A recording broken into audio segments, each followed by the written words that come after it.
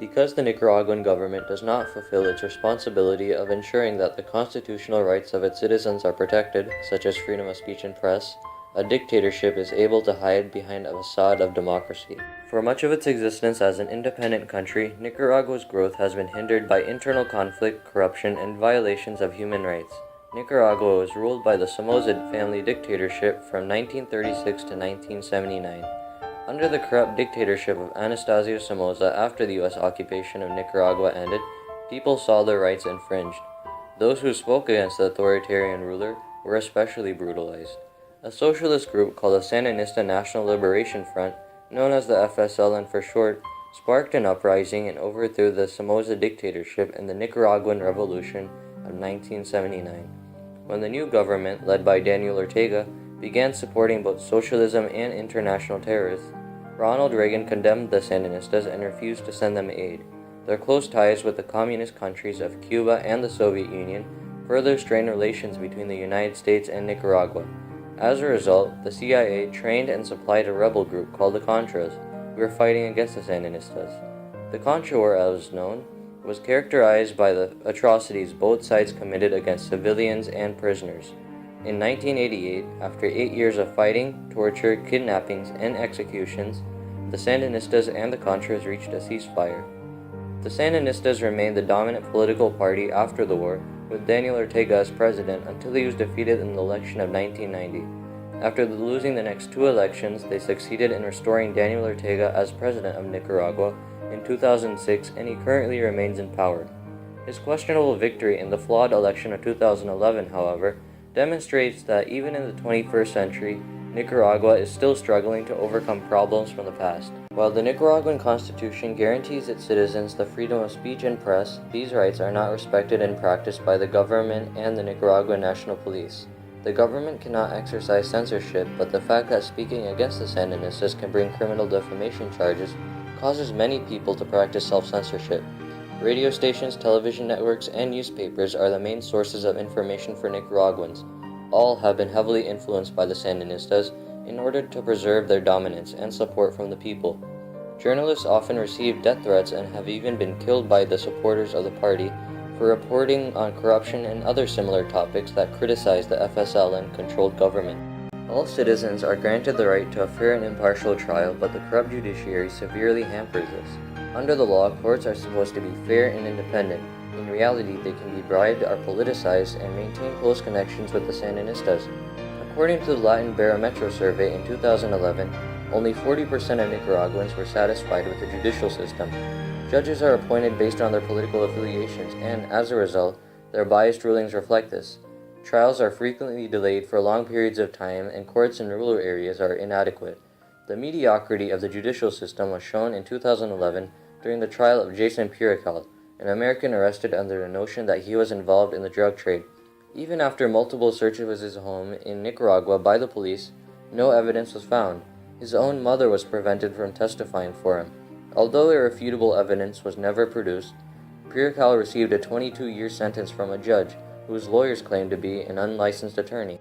Inhumane treatment and torture by the government, especially the police, plagues Nicaragua. In 2002, the Nicaraguan Center for Human Rights received 293 cases of inhumane treatment by the police, yet only 72 police officers lost their jobs, with many facing short suspensions and no punishment at all.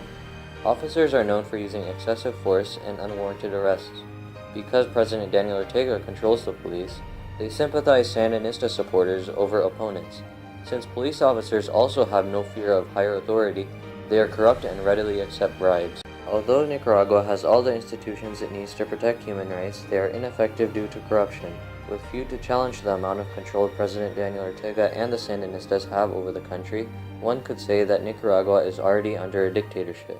Because the Nicaraguan government does not fulfill its responsibility of ensuring that the constitutional rights of its citizens are protected, such as freedom of speech and press, an authoritarian rule is able to hide behind a facade of democracy. According to John Locke, the father of classic liberalism, a government that functions as a democracy is bound to a social contract with its citizens. In exchange for the consent to rule, they promise to govern by the will of the people and ensure that their natural rights of life, liberty, and property are protected. Because Nicaragua is a democratic country, it is the government's responsibility to uphold this social contract.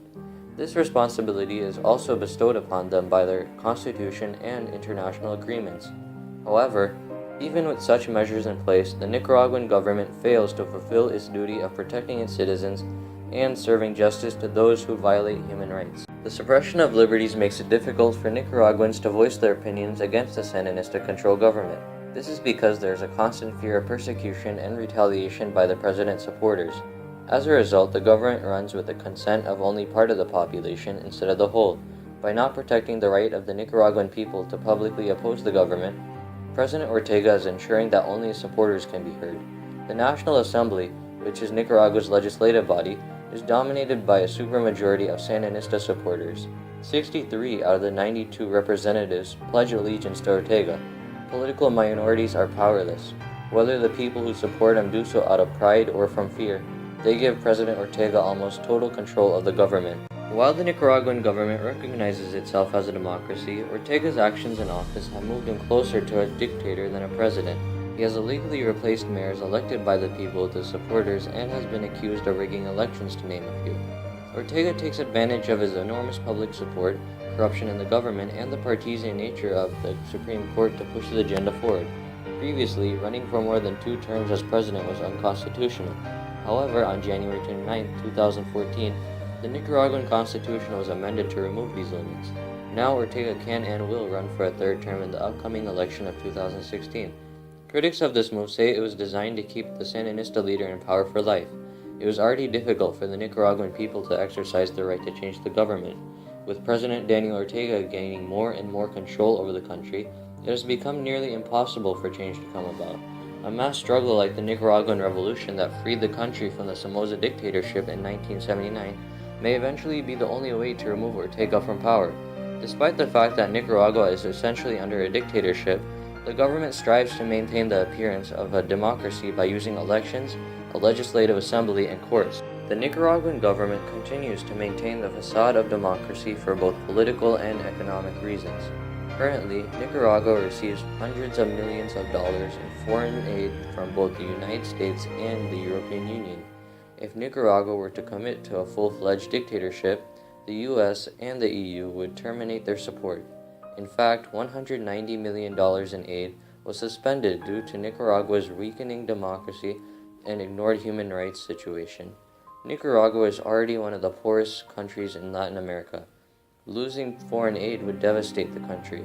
In terms of politics, the United States could intervene with Nicaraguan affairs if the international superpower believes a dictatorship is in place.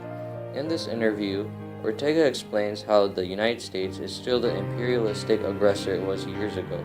The only thing we see is that the U.S. hasn't changed in its essence. The world is changing, the U.S. isn't. This isn't a problem just for Latin America, but rather for the entire world.